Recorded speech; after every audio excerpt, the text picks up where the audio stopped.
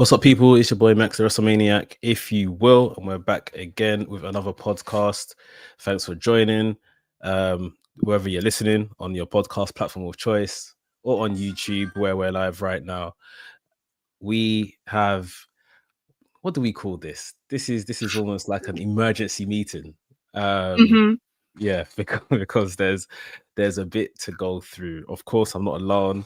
I'm joined by wrestling podcaster as well, who thought she had the night off, but I guess I've taken up her time. Charlie from Wrestle Purist. How you doing, Charlie?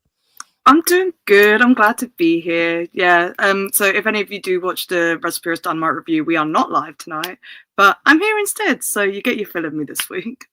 Yeah, it's been a good one. You've been to any good shows, Brit Rest, over the past weeks? Oh, I've been at a show like every weekend for like the past 6 months, so I just can't escape the scene at the moment. But went to Burning Hearts recently, and their shows are always sick. Nice. Progress is doing some good stuff. Rev Pro's been fun. Attack's always a good time. The scene's bouncing, man. I'm excited about it. The scene definitely is bouncing. I was gassed when I saw Rain turned up at Progress this past week. I said, I'm so excited. Progress now. Yeah, I'm a big fan. And Nico Angelo's just popped up there as well. Oh, really? I didn't see that. Yeah, he's teaming with Connor Mills, man. They just faced Local Gym. It's crazy. Oh, at Progress this past week? Mm-hmm. Oh, that must have been good. It was a lot of fun. I was so conflicted. No, it's like you said, the scene is popping right now. So it's good that, Brit Rest, after a bit of a tumultuous period, I think it's well and truly back now. And we're even seeing more of our stars go abroad and stuff like that and get into the majors, if you like.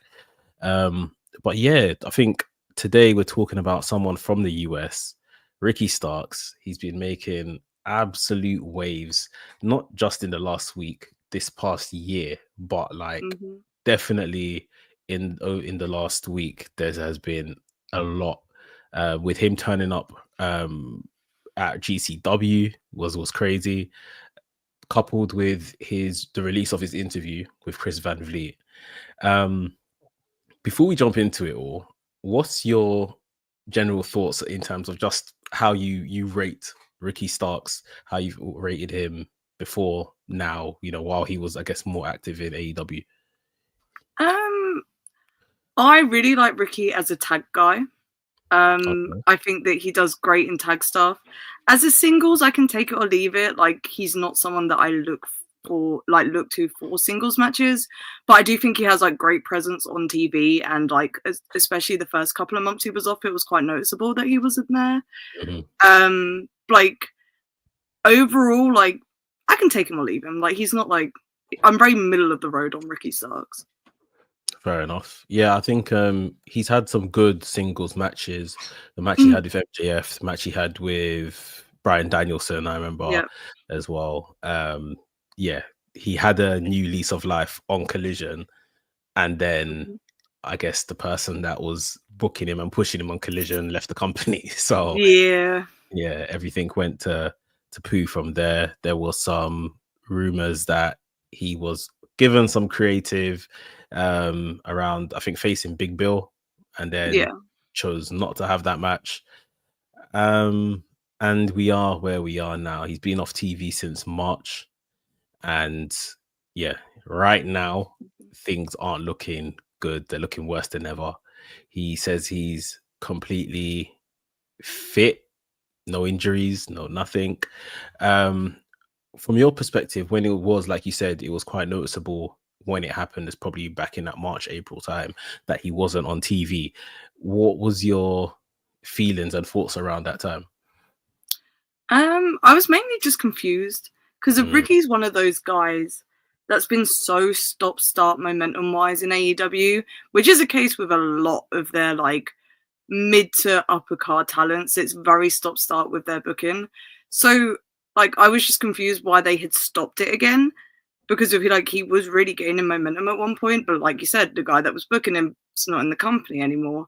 And I don't know, I was just very, very baffled by their approach to Ricky Starks. And then things started coming out online, and I don't really know what to think because there was so much conflicted information, and I still don't know what to think because no one can seem to make up their mind on why he's been at home for so long at this point. Including Ricky, he doesn't seem to have the answers. We're gonna kind of dive into, I guess, some of the things he said. Like I said, he had this interview with Chris Van Vliet.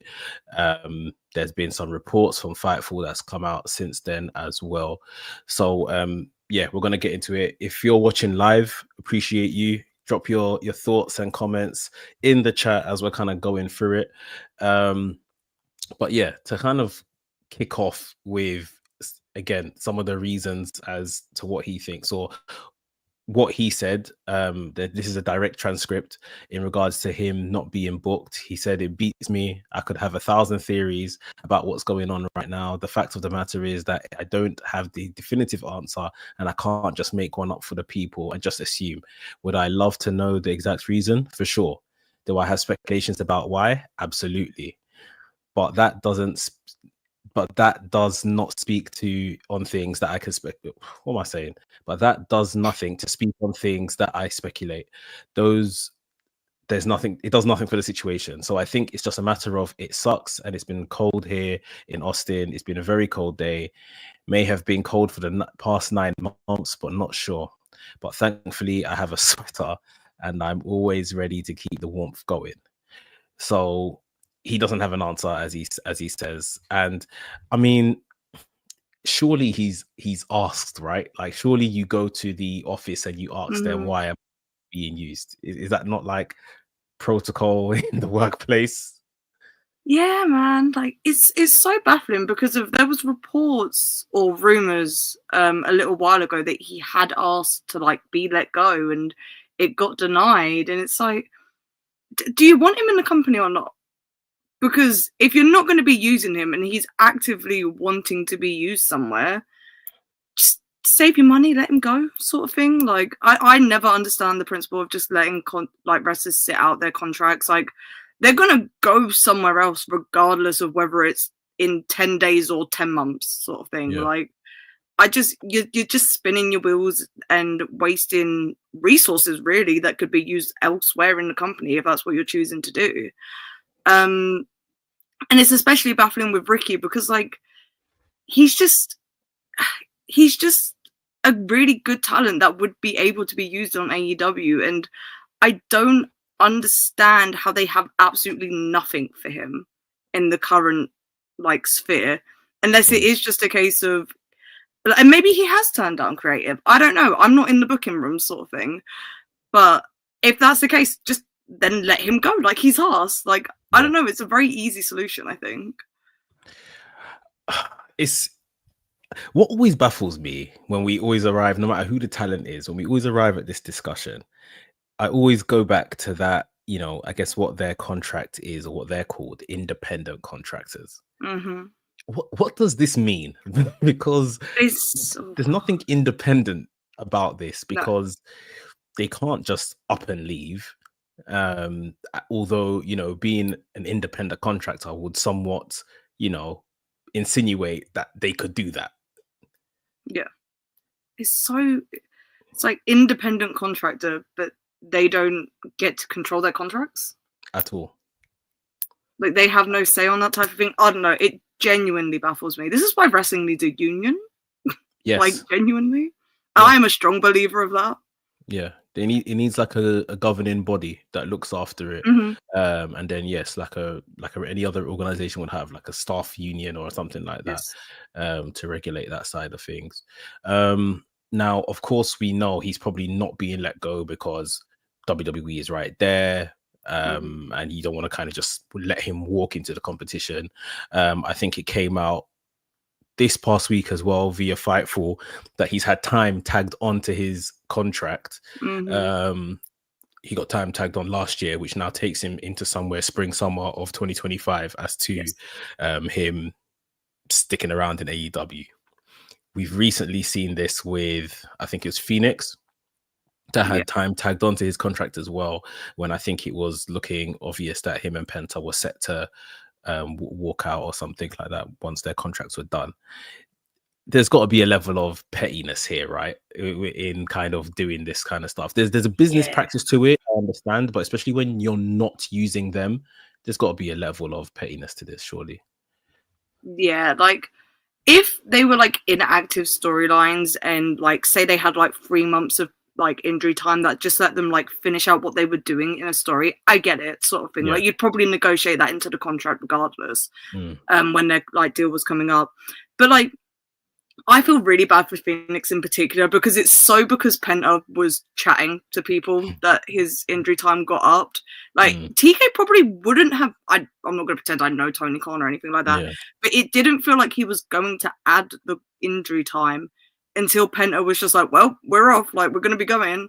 So, and with Ricky as well, it's like if you've already done this song and dance of he doesn't like the creative being pitched but he wants to be active somewhere, just why up the injury time? Because that's just extra money you're paying out of your pocket to keep him sat at home. Literally that. We'll talk about money being paid out and him going other places in a second. I guess some people have kind of put this down to Ricky Stark's scene at the Royal Rumble earlier last year backstage. I think he was walking with Cody, and then he was literally in a box, not too far from where I was sitting at WrestleMania. He put that down to going to, support friends. He said he met interview with Chris Van Vliet. He's close friends with Jade Cargill. I think a lot of people have seen that on socials. He mentioned as well that he's close friends with Cody Rhodes. So he's in a box, and he's in a box not just on his own sort of thing, being sneaky. He's there with Dustin Rhodes. He's there with Apollo.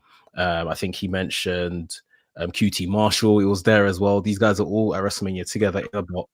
But I guess because the trouble in paradise is with Ricky Starks, he's the one that's being like, why were you there, Ricky? He mentioned like, hey, somebody in AEW had told him, oh, were you over there, sort of thing, that you were snapped over there. He says, yeah, I was there, so what, sort of thing. They told him it's not a good look. This is someone from AEW who had approached him and told him, yeah, it's not a good look. He never mentioned the person.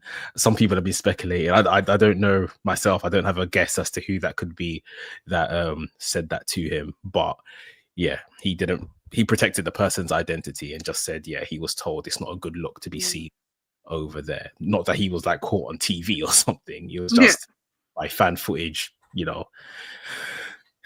I don't get that, especially with an event like WrestleMania. Bro, half the AEW locker room were probably there, or like in the vicinity, like because they have friends. Wrestlers are friends with other wrestlers in different companies. Like newsflash, it happens. Half of the AEW roster have worked in that company, so of course they're gonna have friends there. So I never understand why people get heat for attending events like WrestleMania, especially. Like it's so dumb to me. He mentioned in the interview, funny enough, that Bailey and Naomi and stuff were pictured here in AEW or in Japan supporting their friends and stuff like that, and WWE said nothing to them, or no one came up to them and said nothing to them, sort of thing. So why, when we're constantly calling out and talking about the other company during our product, now I stand up over there and I'm just watching something quietly, it's an issue for me, sort of thing. So yeah, he seemed a bit bemused when he was speaking to Chris Van Vliet. He seemed a bit bemused that like this was causing an issue for him. I'd be bemused as well. Like it's not like he's gone to scout the fucking company out or anything. Like if he wanted to do that, he could just watch on TV in the privacy of his own home type thing, or ask one of his friends that works there. Like it's so silly. Like biggest show of the year, of course there's going to be AEW talents there. There's going to be indie talents there. There's going to be talents from like all sorts of like corners of the wrestling world. I don't understand why that would have been an issue. It's very funny that someone in AEW had said that to him, because it probably is someone that used to work there, if I had to guess. So the I think, and I don't know if people are being cynical, but the biggest guess or the most often one I've seen online is Chris Jericho. A lot of people. It sounds like a Jericho thing to say, doesn't it? Like, oh, watch your back and don't be seen over there. That's so Jericho. Yeah, a lot of people are saying that they think it's Jericho that said that to him. But yeah, it'll be funny if you put it into an accent or something like that when he said it, or like mocked it. Like you would have probably been able to guess it somewhat. But yeah, people think it's Jericho anyway. Just going through some comments, keep them coming in, people. Jimmy said, I think they should let Ricky go because it feels like Tony doesn't know what to do with him. This has been the same story for such a long time now. Yeah, man. Yeah, Ricky, I mean, Ricky talked about how he had obviously that debut match with Cody Rhodes, went really well. He got called and saying by Tony Khan saying, do you want a job? And this was during the pandemic. Like he said, he was completely baffled how he offered him a job during the pandemic sort of thing. But he took it, and he was then on screen with Team Taz and all of that stuff. But even during that period, I would say for what you saw, what he was good at, how did he end up in Team Taz? And he made the most of it, in my opinion. But I personally wouldn't have put him there. He talked about obviously the good times. He had Sting's first match back, the cinematic match and stuff like that. Talked about the match with Danielson and how he felt like Danielson was testing him, that Danielson probably thought he was a bit of a pussy, a bit of a pretty boy. He proved Danielson wrong, and Danielson was pretty complimentary with the match that they had as well. Talked about the Derby match and all the studs in his back and stuff like that. But yeah, I think outside of these individual great matches and stuff like that, just never have been a good solid run for him. Yeah. And yeah, I think he was very respectful during the interview, but I think he's at his tether now. I think he's had it, sort of thing. Can't blame him, man. Like, no matter what I think of him as a talent, like, it's a shitty situation to be in, like, not knowing why you are not being used at your job. It's very weird when you're active and you want to be used and stuff like that. And it's funny, it's Ricky Starks right now, but if you deep it, there's probably a load of guys backstage. There's so many guys backstage that, you know, are probably in the same situation. Maybe they're just not talking on it or whatever the case is. Yeah, it's a weird one. Jay Haller says, a detail I haven't heard before was something SRS mentioned, that Ricky requested not to have his option picked up to explore free agency. SRS said the reaction to that was bafflement. So I'm baffled too. This might be where, like he said, he doesn't think he's being punished. Ricky Starks did say that, but at the same time, he hasn't been told. But if they want to, I read this as if AEW wanted to extend his contract and he said no, then that could end up in him being punished, because it's like, well, if you don't want to stay here, then we're not using you.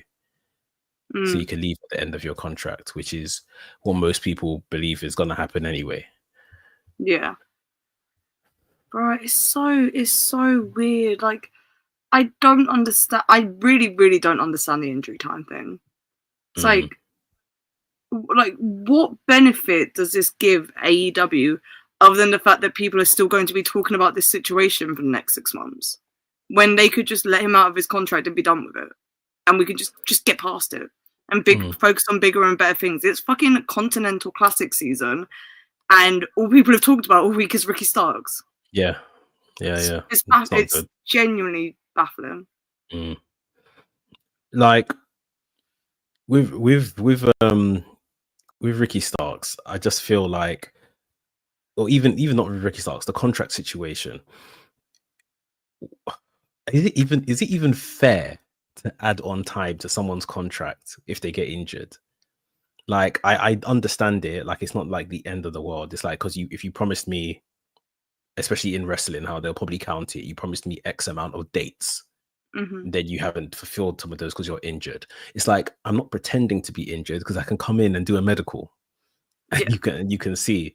So I don't know if it's like, well, yeah, maybe if they class it in terms of dates, that's why it's like they haven't achieved their minimum amount of dates. But I say in something like this, he's clearly not ever going to, if that's how his contract is set up, because you're not using him.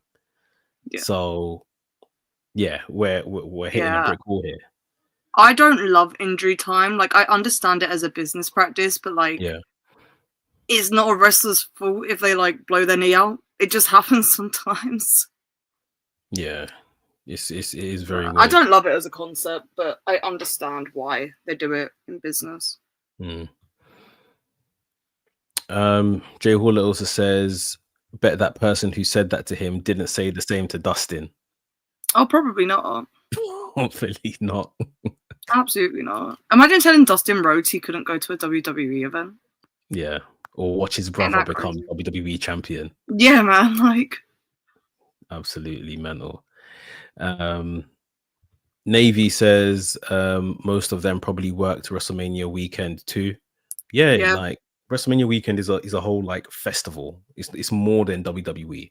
You know, they probably worked that entire week. He said he was.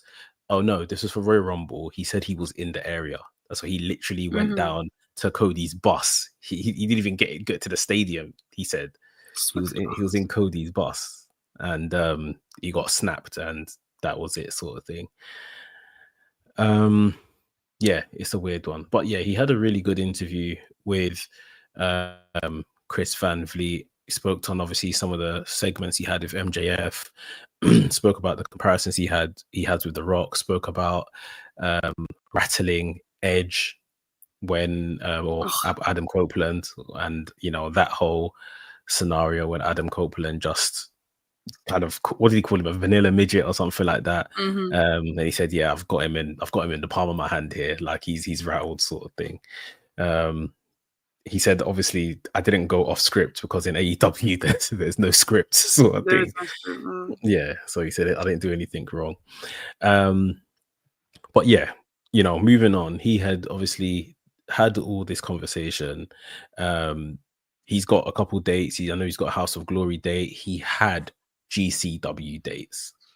Now the GCW situation has kind of popped up this past week, post this interview being aired, and AEW have cancelled his GCW dates.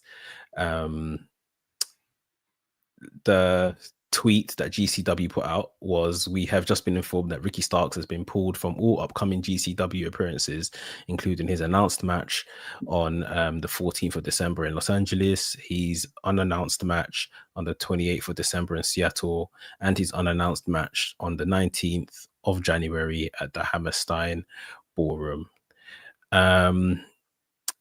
SRS went digging, and there was a whole podcast put out by Effie around this and talking. I think this is really the reason as to why. Effie called out AEW for running the Hammerstein Ballroom so close to GCW's show there, and added that the owner of GCW, Brett Lauderell, does not have a dad who pays him to stay away, referencing Tony Khan's father with Shad Khan. Now, I watched this interview and Effie said a lot of stuff and then said, I don't mean to make it personal.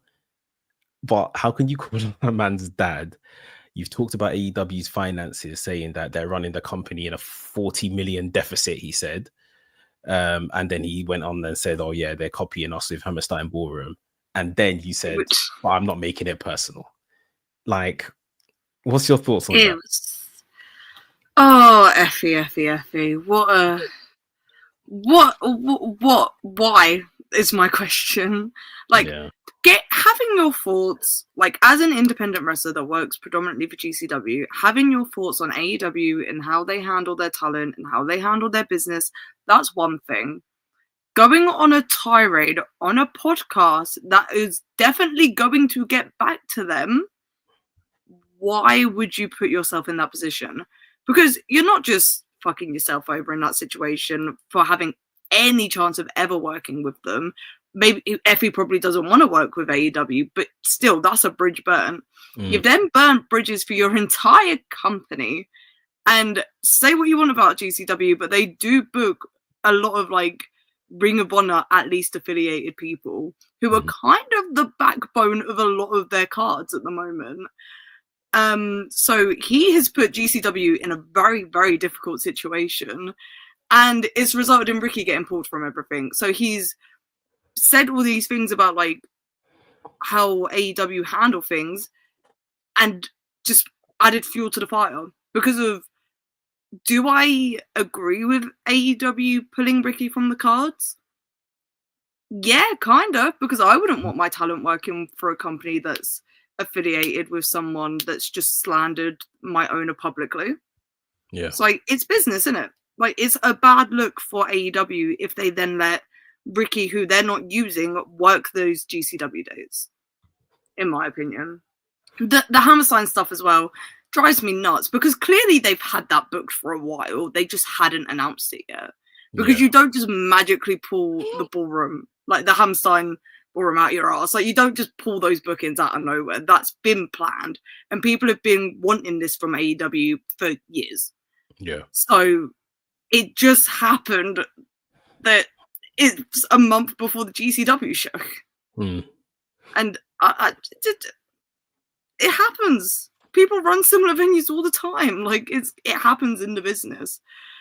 And honestly, GCW could have used this as great promotion for their show, which hasn't done great selling wise. Yeah, it hasn't. So, I don't know. It's all very, very messy. Yeah. It looks like Effie's got his company into a bit of trouble there, like you're saying. GCW, you know, they are firmly in cahoots with AEW, Ring of Honor, like you say, and potentially this could be a bridge burnt long term. Ricky Starks is just the first casualty of it all, especially for him that's not being booked on AEW TV.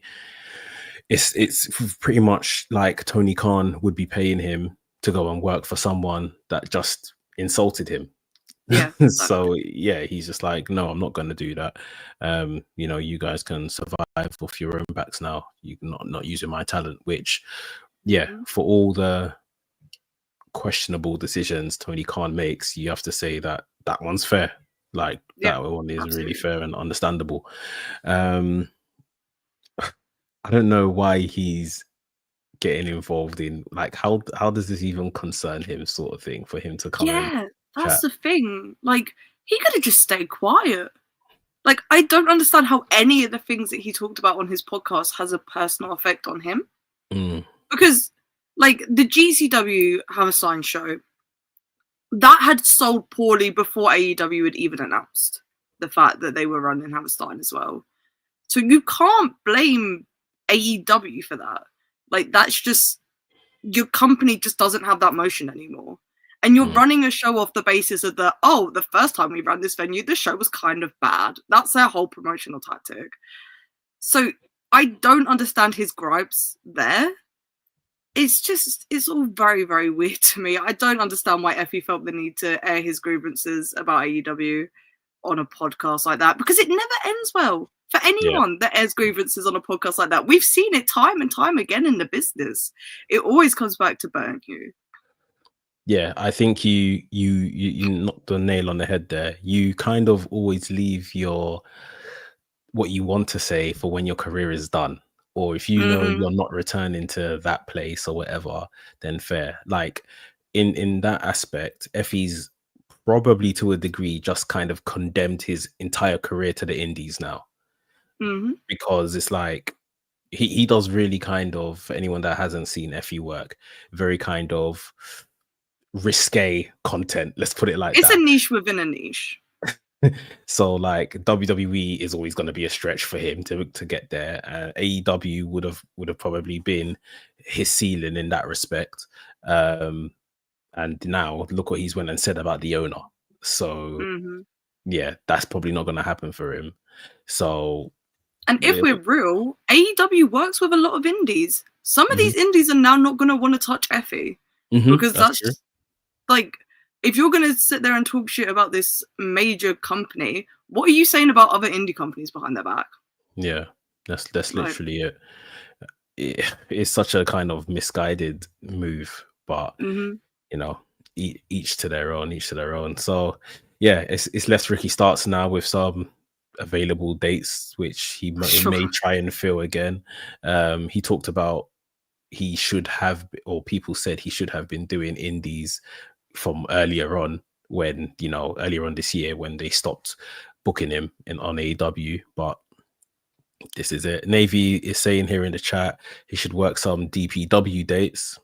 That's a shout. Yeah, that'd be That's cool. a shout. That'll be cool. I'm looking forward to seeing him do the House of Glory one. I think that could be fun. I think that'd be really good. Yeah, but yeah, this is a situation. So I think we're in agreement that in terms of how Tony Khan handled this particular thing with GCW is fair. Mm-hmm. I mean, I guess what kind of started at the top of the week, I noticed after Full Gear, we got the post-show press conference, and somebody asked Tony Khan about Kenny Omega and Ricky Starks returning for the company because they had outside bookings. Kenny Omega's obviously doing Wrestle Dynasty on the 5th of January. And Tony Khan only answered the question based on Kenny Omega, maybe because he used it as like a promotional thing that, yes, it's in conjunction with AEW and this, that, and the other. He didn't answer the Ricky Starks side of the question. Why?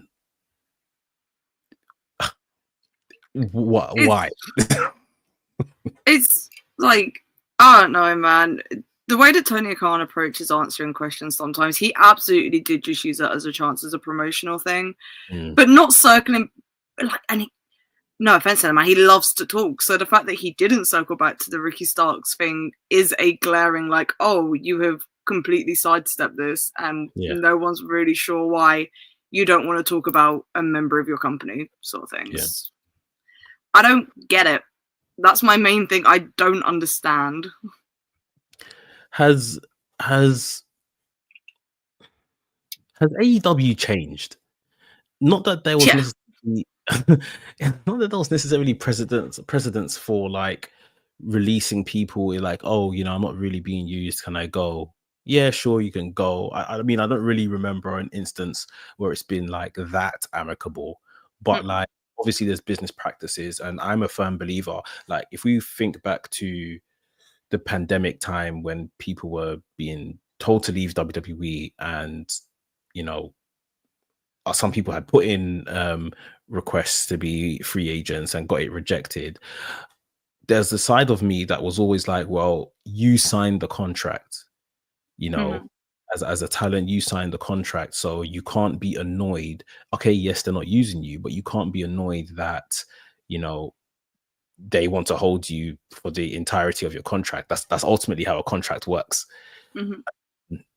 But it's almost as if AEW had seen that, and that was in and around their inception, and had kind of said that this was going to be the place for the wrestlers. Yeah. Like wrestlers for wrestlers, and that kind of practice wouldn't kind of be taking place here. Not that it was said, but it's almost like insinuated of a lot of things they would say. Like this is all kind of wrestler centric.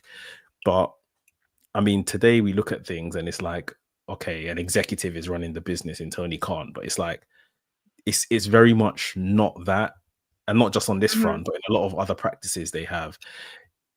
AEW, it's not for wrestlers. It's not for the wrestlers now, is it? It's just like a regular wrestling company. It's definitely, I think it all comes back to the fact that it no longer feels like an alternative. Because and a lot of it is, it's lost like the new company shine. Like it's had, like now it's been around for like over 5 years. It's had situations where it's had to deal with releasing wrestlers or terminating contracts because of different things and injuries and scandals and all that sort of stuff. Like it's gone through those growing pains now. So people so desperately wanted it to be the alternative to WWE in every way. But when it comes to some business practices, it was always going to be the same, because the wrestling business has been the same since it started. Like it's been the same forever. And I think that now that situations like the Ricky Stark stuff, the Malachi Black stuff, like it's all arising and cropping up in people, and you hear about all of it now. Like there is no like level of secrecy to what goes on behind the doors. Like you ask around a little bit, you can find out just about anything about like the backstage workings, which is probably a bad thing, but people love to chat. So, but yeah, I think because people can see so starkly like how AEW runs on a business side sometimes, like there's less of that like that new company feel and oh my god, this is so different. Like they're nothing like WWE. They would never do their wrestlers like that. And it's just like, I don't know, business is business. Like things are gonna happen that the fans aren't gonna like. And I think it's just a case of in such a short time span, there's been a lot of things happen that the fans don't like, that it's just kind of built up a lot of negative feelings around AEW at the moment, which I think is fair enough. Like it is negative PR. Like not all press is good press sort of thing.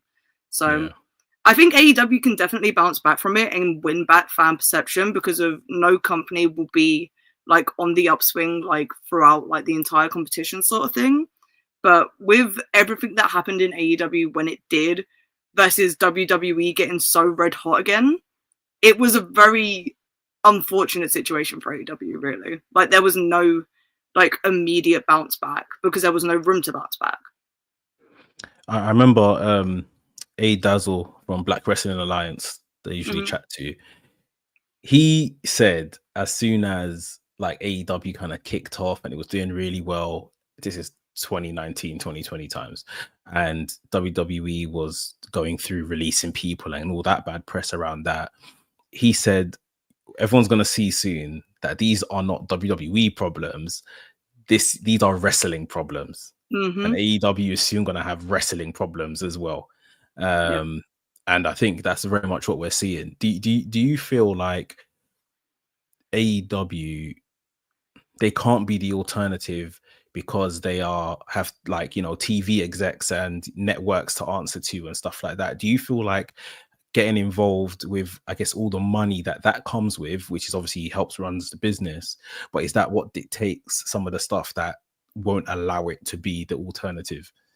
Absolutely. Yeah, I don't think you can be an alternative when you have to follow the same business practices, because at the end, like, you can visually be an alternative, but when you like break it down to like the nitty-gritty, it's like they function on the same business fundamentals.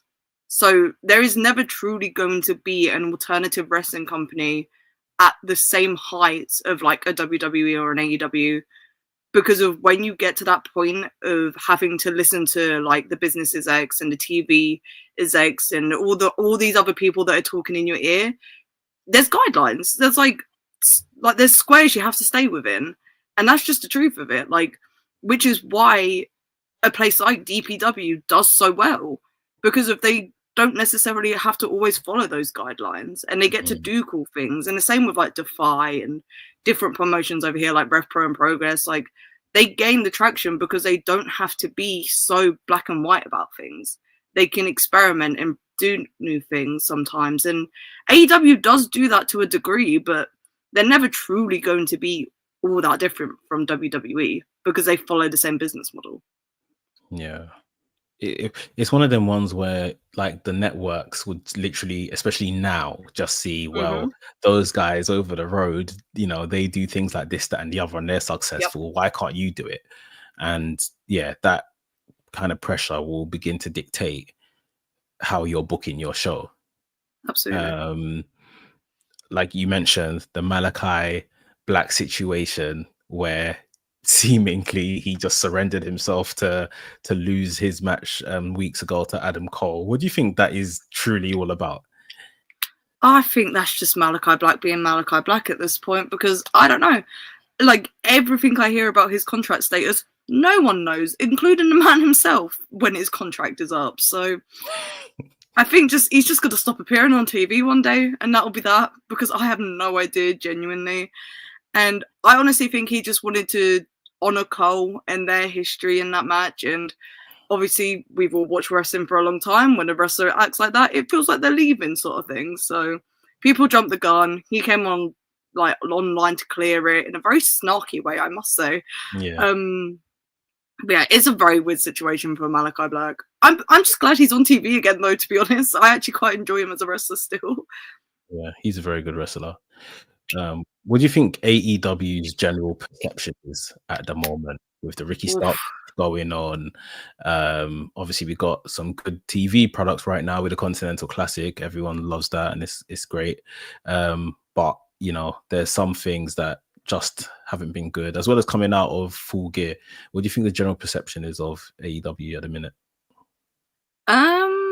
I think people are very loud about the women's division again because they have actively regressed in their booking with that since All In, and the fallout of that.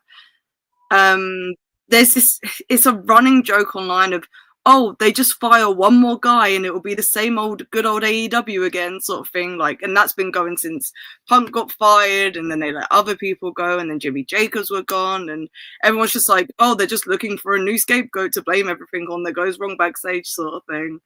Which is kind of true. Fans do shift the blame quite a lot. Oh, they got rid of who allegedly was making the product bad, and now we've got to find a different person. And sometimes product is just bad, guys. It happens. There's bad TV in wrestling. So the general perception at the moment, people are very frustrated with AEW, and I think understandably so, because they do put out good product, but it's not consistent TV. The pay-per-views are have been pretty much great all year. Yeah. But the TV has been interesting at times, to say the least. So I think it's just a general feeling of frustration with them. Yeah, no, that's fair. I found myself in recent weeks, I found myself kind of watching Collision attentively again, let me say that, because sometimes I'll put it on and I might just walk out the room and then I might not even return to it. But yeah, I've been watching it attentively and been enjoying that recently. Dynamite, yeah, I would say the same, but it's just nowhere near where it was, sort of thing. Which is the hard one. What do you think of the Moxley storyline? I think that they're hitting the right notes, but they're not hitting them hard enough. It doesn't feel enough of its own entity on the TV. The way that the Jericho Appreciation Society and the Inner Circle used to feel like its own entity within the TV sometimes.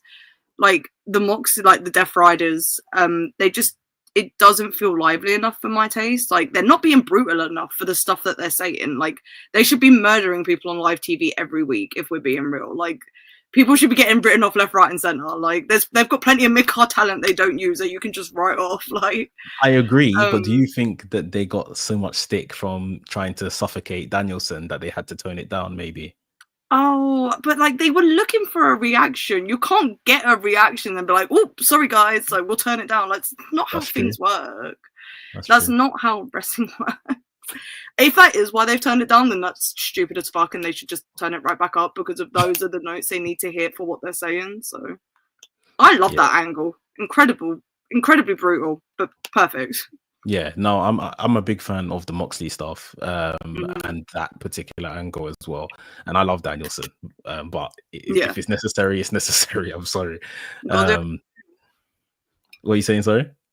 They got to do what they got to do. Oh, 100%, 100%. Yeah, it is. Things are in a bit of a funny place right now. Like we say, we got Continental Classic, we got World's End, so I think there's some stuff to look forward to end the year on. This year started well in terms of TV. It started well again, and I think it's dropped off. So hopefully, they find their groove back in 2025. But I think at this point, back to Ricky Starks, 2025 seemingly gone. He probably sits on the bench maybe for the first half of the year before he disappears, and presumably turns up in WWE. You reckon? I think NXT, yeah. NXT definitely need him right now. Oh, the men's division in NXT is lacking. It's brutal. Yeah, it's not good, and especially it's the women's division is so good right now. Popping. The women's division is remarkable. They should just make NXT a women's show, low key. They literally could. And I don't think it would suffer at all because the women's division is great. But the men's division leaves a lot to be desired right now with NXT. So yeah, he would be a great addition there. I mean, they probably use him there because of the necessity to put him there. Yes. I don't think he'll be there long, but I think that's definitely where he'd debut. Yeah. but yeah, I think he's could go for main and be ready for main as well. He's that type of character.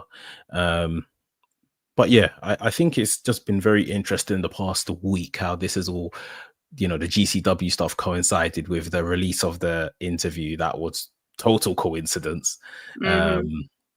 But I think he's been largely respectful, but you can see within him he wants to say more.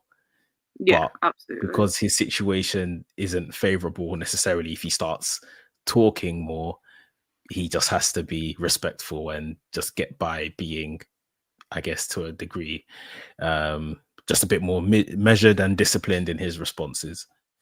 Yes, But yeah, an absolutely. awkward position to be in. Indeed. Any other last bits you want to add on this Ricky Starks topic? I just hope that for his sake that it gets resolved sooner than later, and that AEW stop letting situations like this happen. Just be honest with your talent about whether you want to use them on TV or not, and if they've got like 4 months on their contract left, just negotiate and let them go, man. Like, it is not worth like the hassle and the drama that comes with keeping people under contract, because it will get out if they've asked for their release.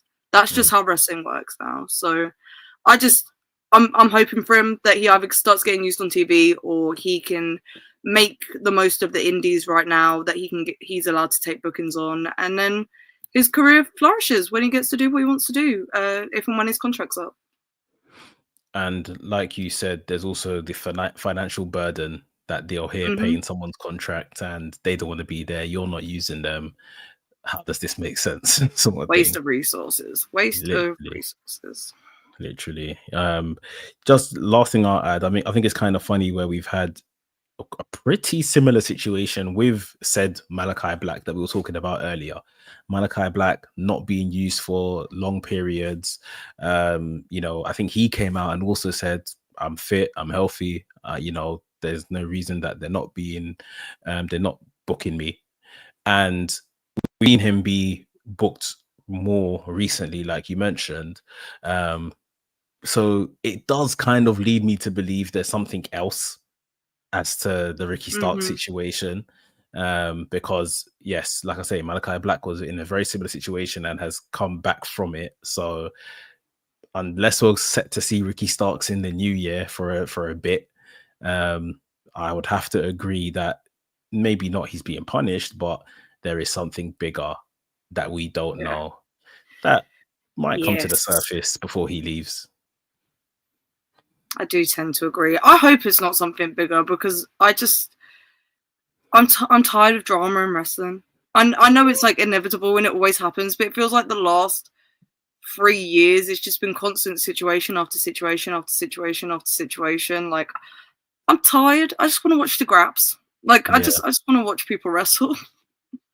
I feel like AEW, and I don't say this, what's the word, to mock them or anything, but it's not our spot. I just feel that they're too young to be having these issues. It should almost still be like honeymoon period where we are just absolutely loving life and putting on a great show and everything is just hitting on all cylinders, sort of thing. But I don't know.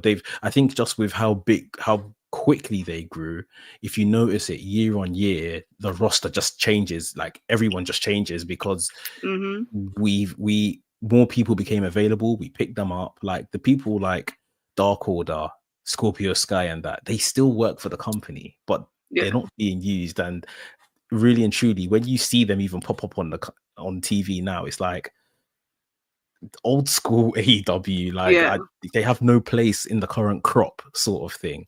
So again, I mean, I'm sure for those people, or maybe those level, respectfully, they may be just happy to get paid and not be used for now. And then when their contract is up, they will have to obviously go and find something new to do. But yeah, I feel like right now, if AEW was just still a small knit roster and we just get on, do good wrestling and all of that kind of stuff, we could avoid stuff like this. But maybe this is growing pains. I don't know.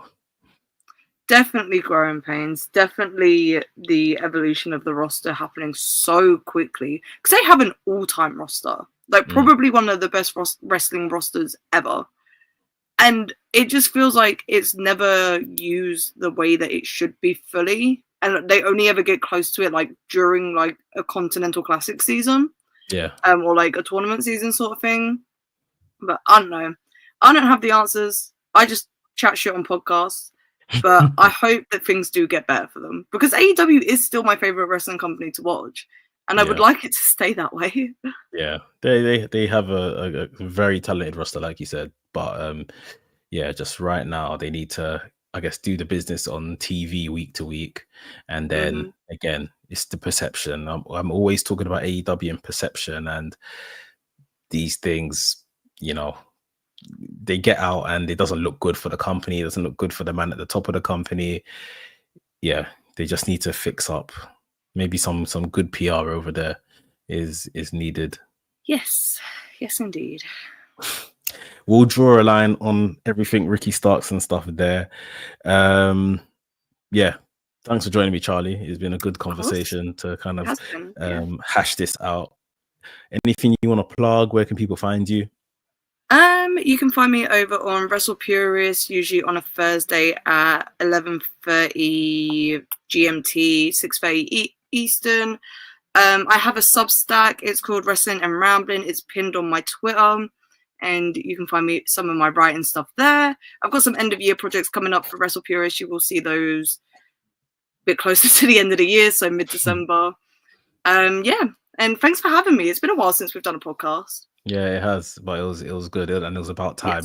Yes. I thought, yes, it was about time to do something. Where can the people find your drawings? You're putting out some excellent drawings right now of wrestlers. Where can you find that? Instagram? I post them on Instagram. I post them on Twitter as and when I'm doing them. Follow me on Blue Sky, which is the same as my Twitter, because I will post updates there. I don't post those on Twitter. I just post the final product. But I am working on another drawing right now, so this is the one right now. Like us. Yeah, that's really good. Thank you. I'm not biased at all or anything, but nah. Well, like I say, I appreciate you joining. People, thanks for joining as well. Hit the like button on your way out. Subscribe if you're new here. You can catch this on the podcast platform as well. Spotify, Apple Music, whatever you use. And yeah, there's a Survivor Series predictions video up on the channel as well, so you can check that out. And I'll probably be doing a watch along with Rest Things for Survivor Series this weekend. So you can tune in for that. But we shall see you soon. WrestleManiac UK signing out. And we'll see you